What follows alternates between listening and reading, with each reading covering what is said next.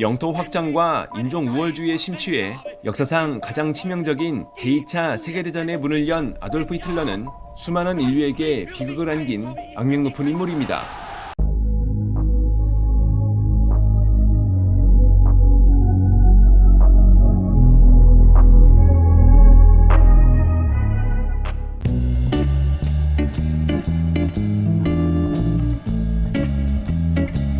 (1889년) 오스트리아의 브라우나우 아민에서 태어난 히틀러는 이후 어린 시절 대부분을 린칭근에서 보냈습니다. 히틀러는 1903년에 사망한 아버지인 알로이스 히틀러를 두려워하고 싫어했지만 1907년에 사망한 어머니인 클라라 히틀러에겐 헌신적인 아들이었습니다. 그렇지만 히틀러는 18세의 나이에 부모를 잃어 고아로 지낼 수밖에 없었고 형편 또한 넉넉지 않아 노숙자 보호소에서 지냈습니다. 이때 히틀러는 비엔나에서 예술가가 되고자 하는 꿈을 구체화했는데 과거 알로이스 히틀러는 자신의 아들이 공무원과 같은 직업을 갖길 원했지만 젊었을 때 히틀러는 자신이 예술가가 될 운명이라고 확신했습니다. 이에 히틀러는 비엔나에서 생계를 유지해야 했던 터라 직접 비엔나의 주요 명소를 그린 엽서나 그림 등을 판매했습니다. 그렇지만 비엔나 미술 아카데미에 지원한 두 번의 도전은 합격할 것이라고 믿었던 기대와는 달리 모두 낙방의 결과를 보였습니다. 공교롭게도 이때 히틀러는 비엔나에 만연했던 독일 민족주의 사상과 반유대주의 정서의 영향을 받아 현재 많은 사람들이 잘 알고 있는 전혀 다른 삶을 살게 됐습니다. 지도자가 되기 전 히틀러는 어떠한 아마추어 화가였을까요?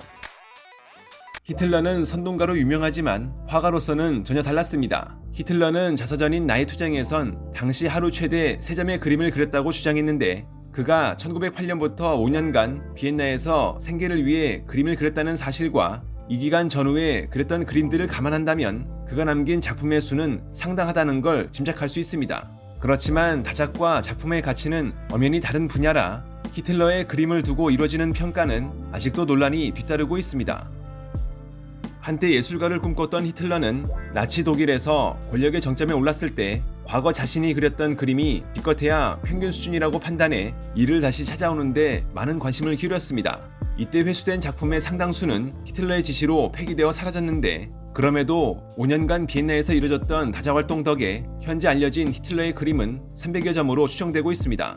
당시 연합군에 의해 확보된 히틀러의 그림은 다수가 압수되기도 했지만 몇몇 그림은 이후 경매를 통해 전 세계로 팔려나간 상황입니다. 이 때문에 많은 주목을 받는 그의 작품이 경매에 오를 때면 늘 논쟁이 존재했습니다. 일부 유대인 단체에선 박물관의 전시가 아닌 판매는 금전적 이득만을 보고 타인의 고통을 무시하는 행위라며 경매 취소를 요구했지만 경매 관계자들은 이러한 견해가 실망스럽다며 경매는 법적으로는 문제없다는 입장이었습니다. 경매로 판매된 히틀러의 그림은 2010년엔 15점의 작품이 영국의 멀록 경매장에서 18만 7천 달러에 팔렸고 2015년엔 독일의 뉘른베르크 바이들러 경매장에서 노이 슈반슈타인 성의 수채화는 11만 3천 달러, 카네이션 정물화는 8만 7천 달러에 팔리는 등 14점의 작품은 44만 6천 달러의 낙찰 기록을 세웠습니다. 참고로 이를 낙찰받은 사람들은 중국과 브라질 출신이었습니다. 이렇다 보니 히틀러의 그림은 위작이 많은 편입니다. 이 때문에 2019년 히틀러의 그림 5점은 위작 우려로 인해 판매가 이루어지지 못하기도 했습니다. 현재 남아있는 히틀러의 작품은 자연 풍경과 건축물 위주의 그림이 주를 이루고 있습니다. 인물에 대한 관심이 많았을 것이라 생각할 수 있겠지만 의외로 그의 그림에선 인물을 찾아보기가 힘듭니다. 설령 인물이 있다고 해도 대체로 먼 인물을 묘사한 게 상당수입니다. 그림 못지않게 건축에도 많은 소질을 보였던 그의 과거를 말해주듯 몇몇 비평가들은 그의 그림 속 묘사된 장면을 건축에 빗대 비판적으로 평가했습니다. 대표적으로 찰스 스나이더는 히틀러가 작품 속 건축물을 상세히 묘사했지만 이와 달리 나무와 같은 식물에선 특별한 점을 발견할 수 없을 만큼 일반적으로 묘사했다고 평했습니다. 심지어 미국의 저널리스트이자 작가였던 존 건선은 히틀러가 비엔나 미술 아카데미에 제출한 그림을 두고 단순히 건축가의 스케치일 뿐 화가로서 보여줘야 할 상상력, 리듬감, 느낌 등은 찾아볼 수 없다고 호평했습니다. 이외 대부분의 평가도 부정적이었는데 일부 비평가는 제2차 세계대전에서 보였던 히틀러의 악행이 그림 속에서 드러난다는 평가를 하기도 했습니다. 그렇지만 주목되는 건 히틀러가 그랬다는 것을 알리지 않고 작품 평가를 요청했을 땐 그의 작품이 훌륭하다고 평가한 비평가들도 있었다는 점입니다. 이 때문에 히틀러의 그림 실력은 늘 논쟁의 대상이었습니다. 궁극적으로 히틀러는 예술가가 되기엔 한계가 있었습니다. 1924년 히틀러의 과거 초등학교 교사는 그를 두고 확실히 재능은 있었지만 그 재능에 비해 부지런함이 부족했다고 평가했습니다. 실제 그는 생계를 꾸릴 수 있을 정도만 그림을 그렸고 예술적 기술과 감성을 높이기 위한 노력을 거의 하지 않았습니다. 이는 히틀러처럼 그림을 독학으로 터득했던 반 고흐와 비교됩니다. 반 고흐의 경우엔 자신의 재능 이상으로 평생 그림을 그리며 지냈는데 특히 그는 사망하기 전 10년 동안 강박적으로 그림을 그렸습니다. 정신을 잃을 만큼 자신의 모든 영혼까지 쏟아부으며 그림을 그렸던 반 고흐는 시행착오를 겪으며 꾸준히 노력했고 그림에 몰두해 세계적인 화가가 됐습니다. 그렇지만 히틀러에겐 반 고흐의 이런 특성이 없었습니다. 그저 재능만 있었던 게으른 아마추어 화가였습니다.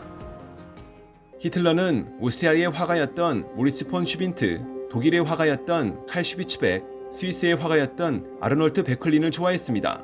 이들은 모두 19세기 초중반의 낭만주의 화가로 자연 풍경을 비롯해 민간 설화나 고전 신화 등을 주제로 작품을 표현했습니다. 그림을 독학으로 배운 히틀러의 그림은 이들의 영향을 많이 받았습니다. 그렇지만 이러한 화풍은 히틀러가 그림을 그렸던 당시만 해도 사실상 유행이 지난 한물간 스타일이었던 터라 히틀러의 그림은 많은 사람들의 주목을 받기엔 어려웠습니다. 이런 히틀러의 그림 스타일은 그가 집권해 나치 독일의 권력을 손에 넣었을 때 예술에 대한 극단적인 정책으로 드러났습니다. 당장 히틀러는 현대미술을 유대인과 볼시비키의 퇴행적 산물이라고 평가하며 거부했습니다. 이에 1937년 나치 독일에서는 히틀러가 문제로 지적한 추상적인 16,000여 점의 현대미술 작품들을 박물관에서 압수하여 퇴폐미술로 분류해 조롱하는 선전 전시회를 독일 전역에서 열었습니다. 충격적인 건 히틀러가 바라보는 현대미술의 문제점을 더욱 부각시키기 위해 고용한 배우들을 선전전시회의 방문객으로 가장하여 작품들을 부정적으로 비평하고 여론몰이를 했다는 점입니다. 이와 반대로 히틀러는 자신이 선호하는 예술적 취향을 반영한 작품들을 모아 별도의 전시회를 추진하기도 했는데 다만 이는 대중들로부터 크게 호응을 얻지는 못했습니다.